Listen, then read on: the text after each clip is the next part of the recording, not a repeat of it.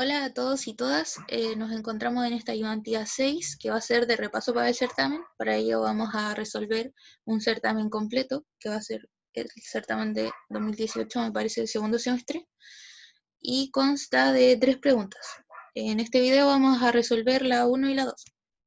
Entonces la pregunta 1 nos plantea el enunciado que un grupo de estudiantes del departamento de IQA, Campus San Joaquín, se encuentran desarrollando una nueva línea de snacks saludables utilizando puré de garbanzos. El proceso productivo consiste en cocer la legumbre, moler la legumbre cocida hasta que se transforme en una pasta, añadir aliños y aglutinante de acuerdo a la receta elaborada, paso de dar forma mediante un extrusor de alimentos y, por último, secar el producto en túneles de viento. El proceso de secado es clave para la preservación del alimento, ya que la fecha de caducidad del mismo solo puede asegurarse para una actividad de agua que no permita el desarrollo de microorganismos. De acuerdo a un análisis previo, se ha determinado que este límite es del 3%. Lo anterior implica que la humedad debe ser menor a este valor para asegurar que la calidad del producto a los 3 meses de envasado sea la óptima. Para asegurarse de lo anterior, usted propone tomar 2 muestras de cada lote de producción luego de pasar por este túnel de secado y vamos a medir humedad. Este procedimiento lo realiza para 10 lotes obteniendo los resultados de la tabla 1. Entonces, para los resultados obtenidos, plantee y resuelva el test de hipótesis correspondiente para determinar si el producto cumple con la especificación de la humedad con un 95% de certeza. Entonces, del enunciado, ¿qué buscamos probar? Queremos probar que la humedad del snack es menor al 3% después del proceso de secado, ya que con esto vamos a asegurar que nuestro producto es de calidad y no nos van a salir microorganismos. ¿Cómo lo podemos probar? Mediante un test de hipótesis, donde vamos a asumir que el estimador muestral μx, definido como el promedio de humedad calculado con 20 muestras, en este caso son 20 muestras porque son 2 muestras por 10 lotes, vamos a asumir que sigue una distribución tipo T. Entonces, recordando, cuando yo tengo un tratamiento y requiero hacer un test de hipótesis, ¿qué necesito? Necesito definir una hipótesis nula y una hipótesis alternativa. El nivel de certeza, que en este caso me lo dan, que es 95%, T0 y T crítico, ¿cierto? Entonces nos vamos a acompañar de este gráfico y vamos a calcular T0 y T crítico de esta forma. Entonces vamos al Excel. Vamos a calcular el promedio, la desviación estándar, ¿qué más nos sirve? El N, los grados de libertad y el SX promedio, ¿cierto? Porque tenemos datos muestrales. Entonces, el promedio lo vamos a calcular considerando estos 20 datos, porque todos estos datos provienen de un mismo tratamiento, y la desviación estándar de estos 20 datos. Entonces N sería 20, los top, los grados de libertad menos 1, y aquí tendríamos entonces la desviación estándar dividido la raíz de N. Ya. Entonces, como decíamos, necesitamos una hipótesis nula y una hipótesis alternativa. Entonces, ¿cómo las vamos a definir? Las vamos a definir en base a las muestras, donde en base a las reglas, al límite que a mí me dice, donde vamos a decir muy igual al 3%, o la hipótesis nula, que es lo que yo quiero comprobar, es que mu sea menor al 3%, ya que de esa forma no van a crecer microorganismos en mi snack.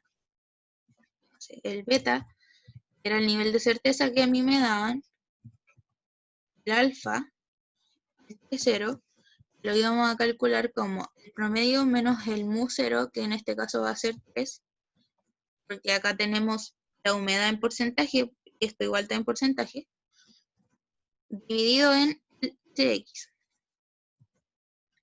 Ya, El T crítico lo vamos a definir utilizando estos gráficos.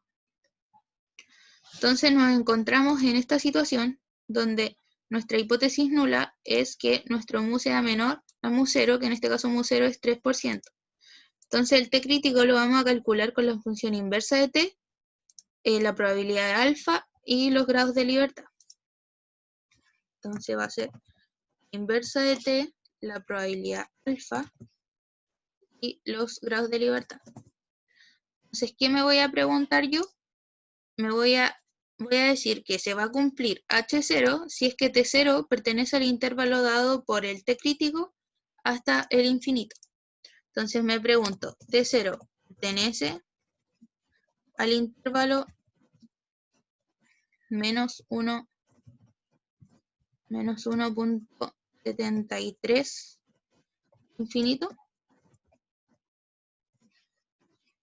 Y la respuesta es que no, porque nuestro T0 es menos 4,35, 36 aproximadamente. Vamos a trabajar aquí con menos cifras significativas. Entonces la respuesta es que no. Por lo tanto, se cumple la hipótesis nula. Perdón. Se cumple la hipótesis alternativa. Que lo que yo decía es que si T0 pertenece a este intervalo, entonces se cumple la nula. Como no pertenece a este intervalo, se cumple la hipótesis alternativa. Ya, eso tiene que quedar bien claro. Entonces, ¿qué significa que se cumpla la hipótesis alternativa? Significa, a ver, vamos a ponerlo aquí mejor, que se cumpla la hipótesis alternativa, H1, significa que con un 95% de certeza, la media de la humedad es menor al 3%. Esto implica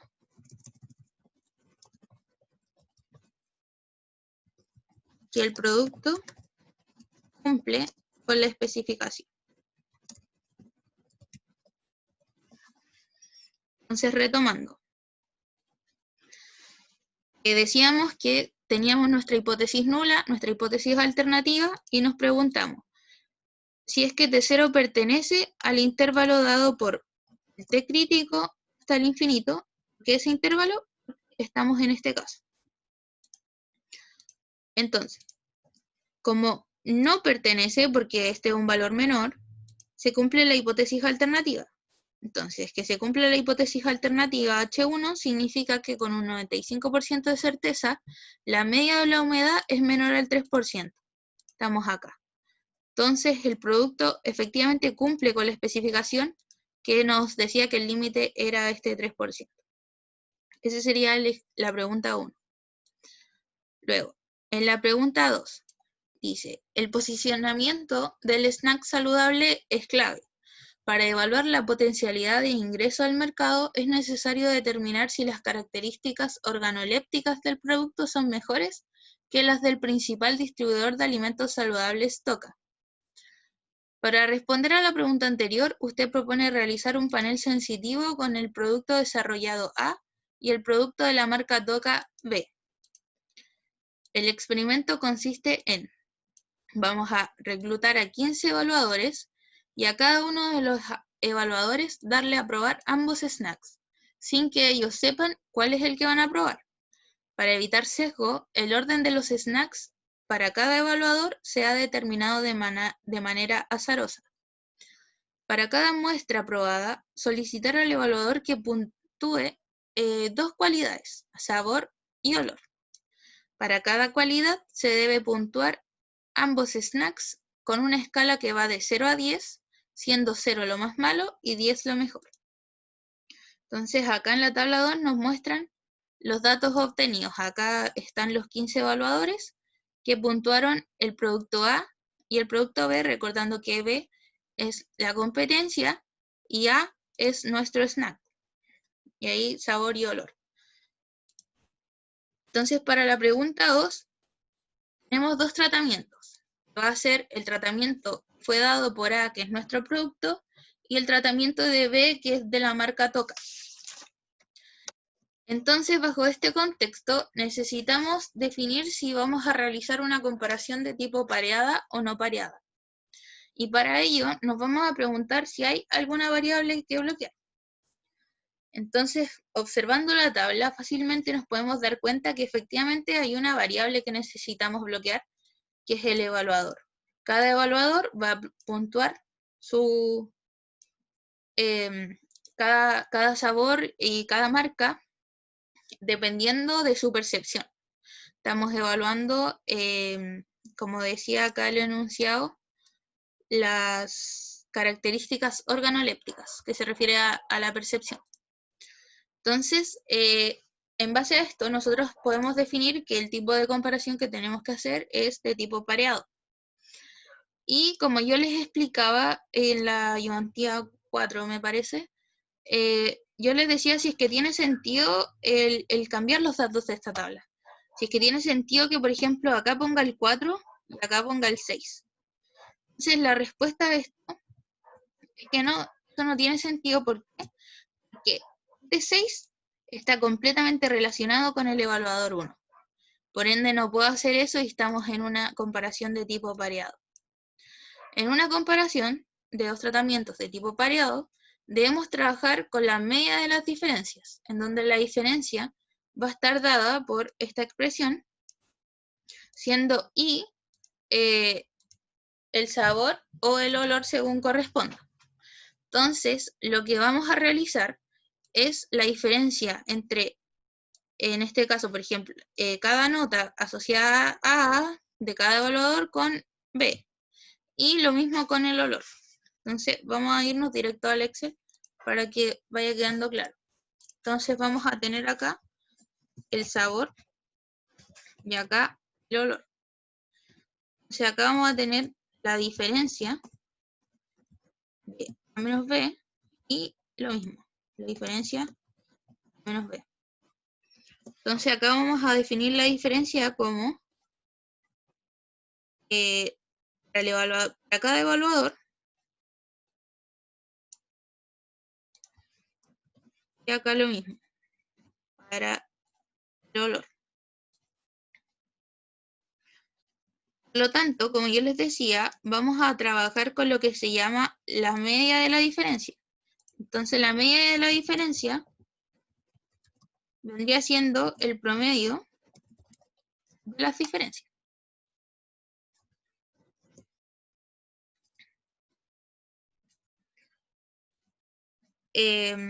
La desviación estándar, el N, los grados de libertad, y el SX. Entonces, la desviación estándar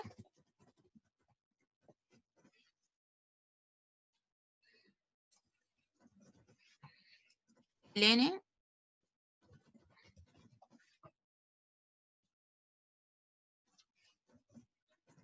los grados de libertad y el SX. Entonces vamos a desarrollar esto mismo para ambas evaluaciones, para cada característica.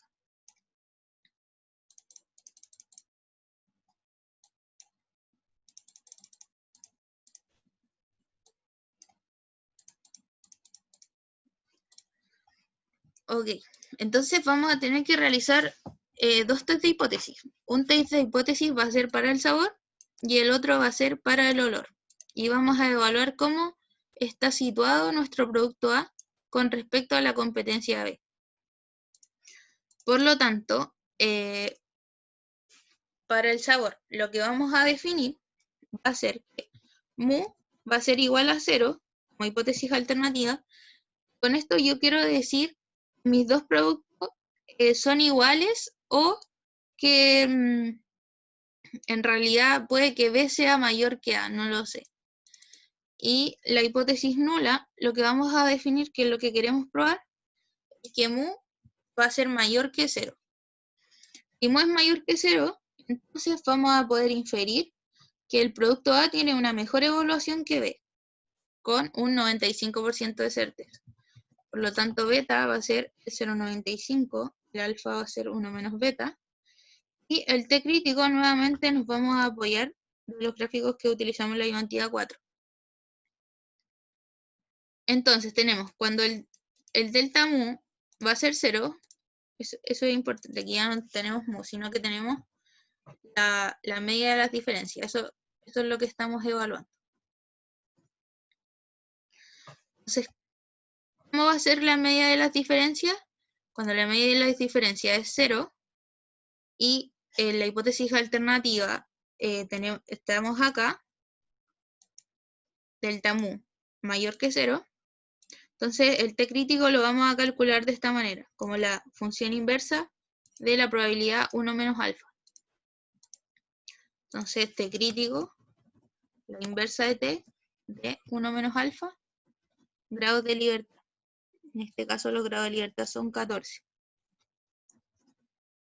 Y el T0, que vendría siendo el promedio para el sabor, menos 0, dividido en el SX, nos da un valor de 2,75. Entonces, ¿qué es lo que nos vamos a preguntar? Se va a cumplir la hipótesis nula si es que T0 está en el intervalo dado por menos infinito hasta el T crítico.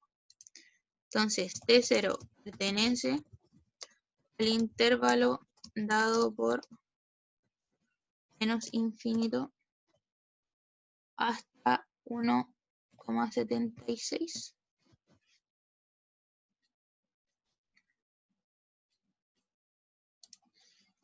La respuesta es que no. Por lo tanto, se cumple la hipótesis alternativa. Entonces, ¿qué quiere decir eso? Podemos concluir que se puede inferir que el producto A, que definimos la diferencia, la media de las diferencias como A menos B, entonces se puede inferir que el producto A tiene una mejor evaluación que B en el sabor, la característica que estamos evaluando acá, con un 95% de certeza.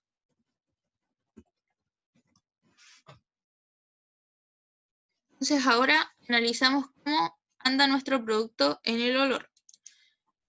Y hacemos lo mismo. La hipótesis nula va a ser lo mismo, que básicamente es que no hay no se puede, no hay razón para dudar que los productos son iguales en cuanto al olor, y el H1 va a ser delta mu mayor que 0, en la que se cumple H1, ahora voy a poder inferir que el producto A tiene mejor evaluación en el olor que el producto B. Entonces, con un beta de 0,95 nuevamente, 1 menos beta, el crítico va a venir dada por la misma forma. Y ahora el T0 va a ser el promedio, pero asociado al olor, menos 0, dividido en el SX.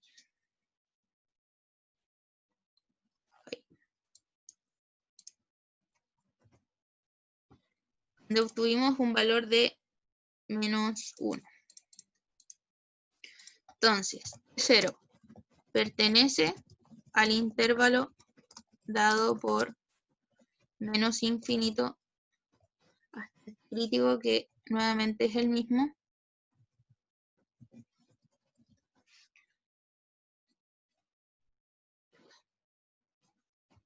Vamos a poner aquí el signo de interrogación. Esa es la pregunta que yo me estoy haciendo. Entonces, si es que esto se cumple la hipótesis nula. Si no, se va a cumplir la hipótesis alternativa. Entonces, en este caso, la respuesta es que sí.